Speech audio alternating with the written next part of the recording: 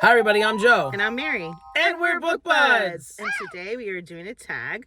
It is called My Life in Genre, and it was originally created by Reading from the Depths, and he tagged us in the original tag. Sorry, we're just getting to it. We've had so many to do. But there's a lot of really interesting questions in this tag. This tag kind of like gets at the people on the channel behind your bookish content a bit. And each of the questions like kind of comes from a genre. And he put out so many options of how you could approach this tag that like I feel like we could do this tag like 10 different times and answer 10 different types of questions. So we're going to link the original in the description so you can go to his and see all the questions that you can choose from.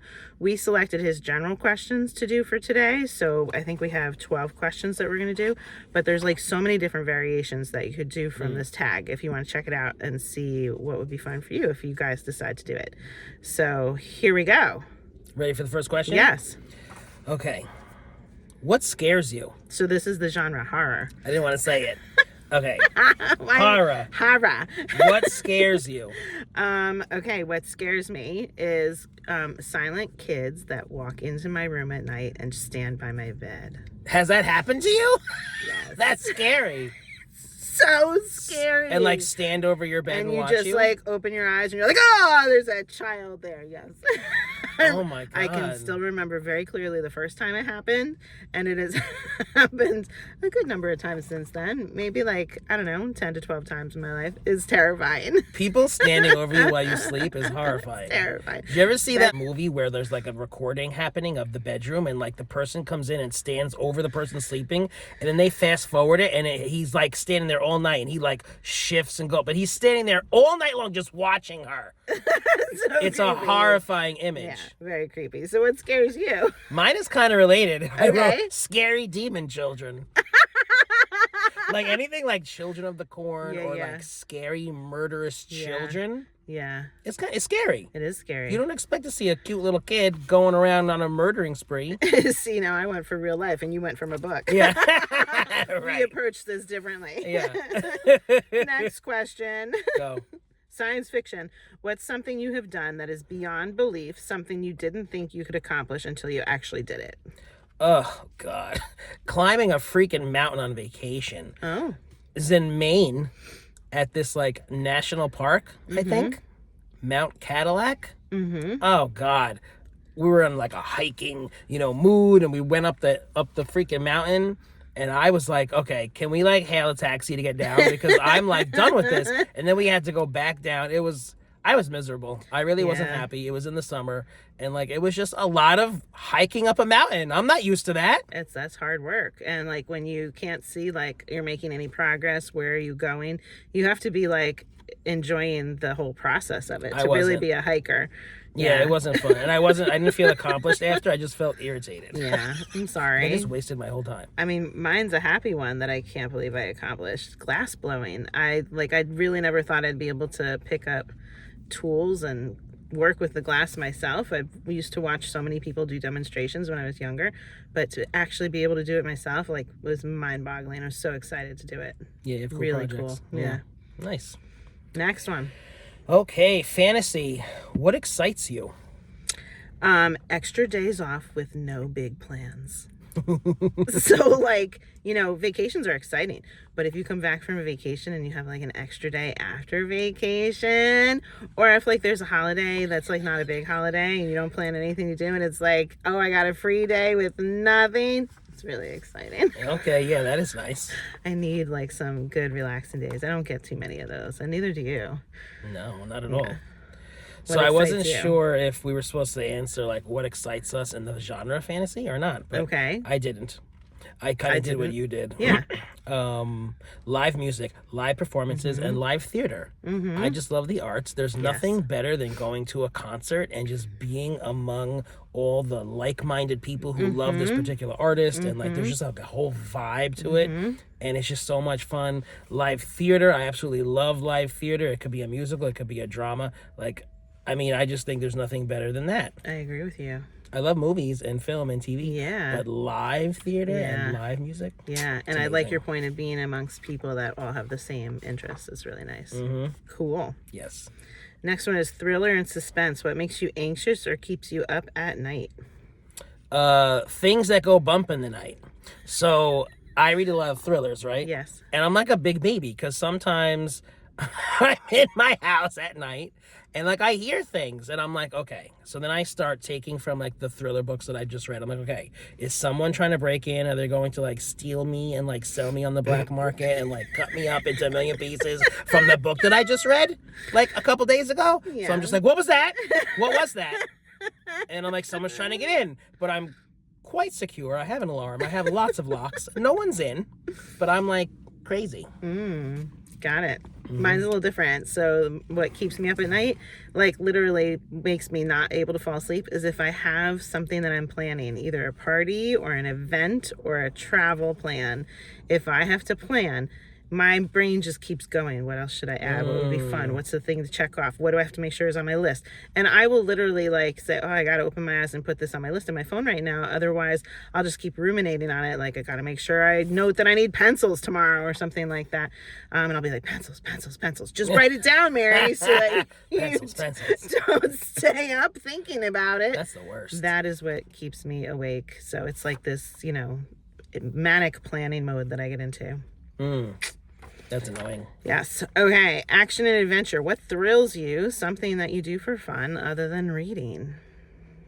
Creating craft projects and art projects. And love it. just creating anything. So my friends, we get together and we do like our own little projects that we're working on. And it's usually something artistic. And then I give it away because I don't want to keep it. It's just the act of making it and creating Being creative. It's I fun. totally can identify with that. I'm surprised it's not my answer. My answer is Surprised too. Disney World. Disney World is something very fun. I don't get to do it very often, but when I do, Because it costs $1 million. it does cost $1 million.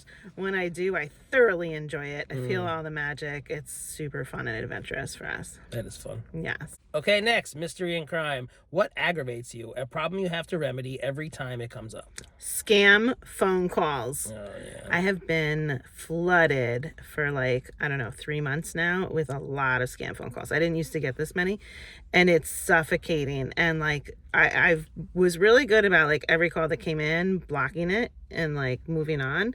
And then all the texts you block and then delete and report, block, delete and report. But lately I've just I'm burned out. So it's been probably 2 weeks and I haven't blocked any of the phone calls that came in, and I feel like a failure because they keep calling me. Yeah, that's terrible. Yes. So that super duper aggravates me. How about you? Yep. People's poor behavior on social media. It has been out of control lately, and I'm getting too old for this crap. Yeah. So now I am having such a good time with the unfriend button. I'm like, first of all, I don't know you. I don't know how you got on here, and I don't need to be subjected to your ish. So you're gone because I don't really... This is not how I'm living my life right now. I support you in that. I don't need that. I unfriended a tremendous number of people, not necessarily because I was frustrated, but because I wanted to narrow my world. If I'm sharing my personal things, I really just want it to be with my most close family and friends. Yep. So I really don't enjoy social media in general. I don't seek it out all that often. But I've narrowed it tremendously. Oh, it's so satisfying to unfriend and block people. Yeah. Goodbye. Good job. The next one is humor. What delights you or makes you laugh? What delights you? My answer sounds so twisted now. I love off-brand humor. Give me a Cards Against Humanity game. Have you ever played that? Yes, so much fun. The more people you can offend, the better. Yes. I think it's hilarious. I absolutely love that. So any stand-up comic who's just going in, I find it hilarious. I'm not easily offended. I'm I don't care what this person's saying. I think it's funny. Absolutely. I love it. Yeah. So makes me laugh. So my husband being ridiculous makes me laugh. He acts like a total lunatic sometimes, just for the laugh. He's a very funny guy, and he has these crazy walks that he'll do. I sent you a video of him doing parkour. Yeah.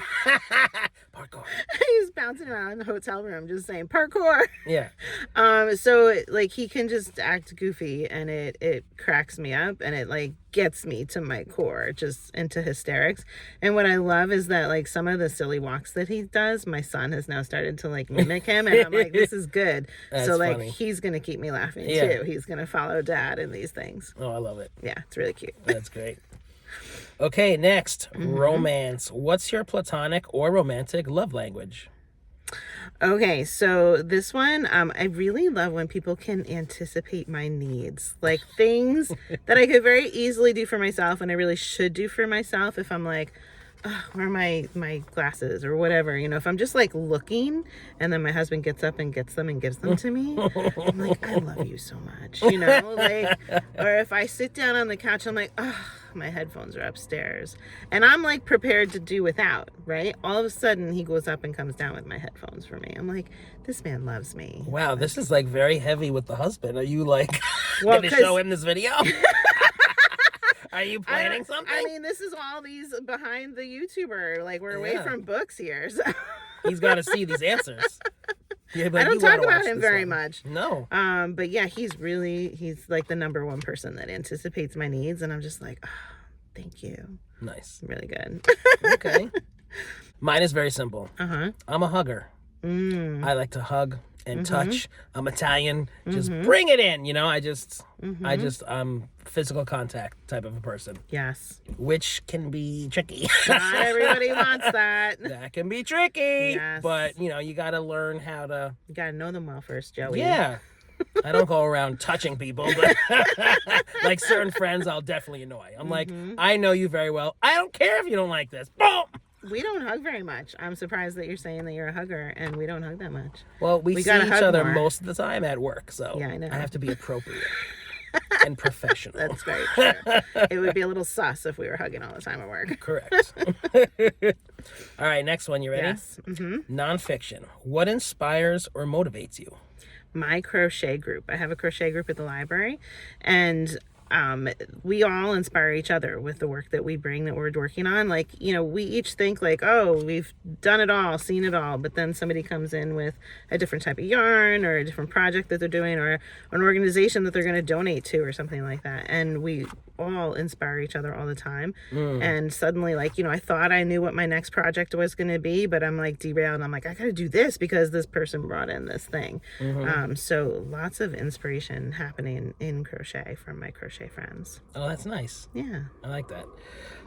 For me, it's just to see hard work pay off. Like, I love a good sappy inspirational song. Like, you can do it, like a cheerleader song. An inspirational movie. Like, I love to see an underdog rise and achieve their dreams and just work through all their obstacles. And that just motivates me. It just excites me. And I'm like, I could do it too. Awesome. That's why you love that one particular book that you've talked about a lot. But that guy that's he has like no mobility. Love him. He has no arms and no legs. Yeah. Nick Vujicic. Yeah. Yes. You were so inspired by that. You're right. Yeah. Yeah. I am right. Okay, relax. All right. All right, next one. Anti-normative fiction. In which areas of your life do you swim against the stream?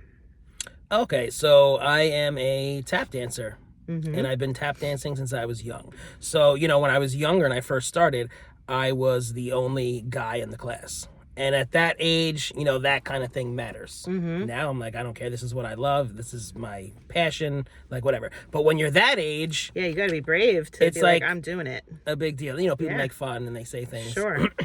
So that has always been the case, and I just always just blocked it all out because I absolutely fell in love with this art form and just did what I wanted to do. No one was going to keep me from doing what I wanted to do. So I was always like swimming against the stream in that way. Awesome. So mine is that I'm not like your typical girly girl. Like, I don't wear a lot of pink. I don't always do my makeup. Like, I generally really take a lot of pride in being independent and being able to just do things myself. Like this past weekend, I was moving furniture. My husband wasn't home, and I was like, I'm just gonna do it. And I carried like this big dresser downstairs, got to the bottom of the stairs, and I was like, yeah. And then and I hurt my back because came with a price. I'm getting old. But still, because you were impatient and couldn't wait. I know.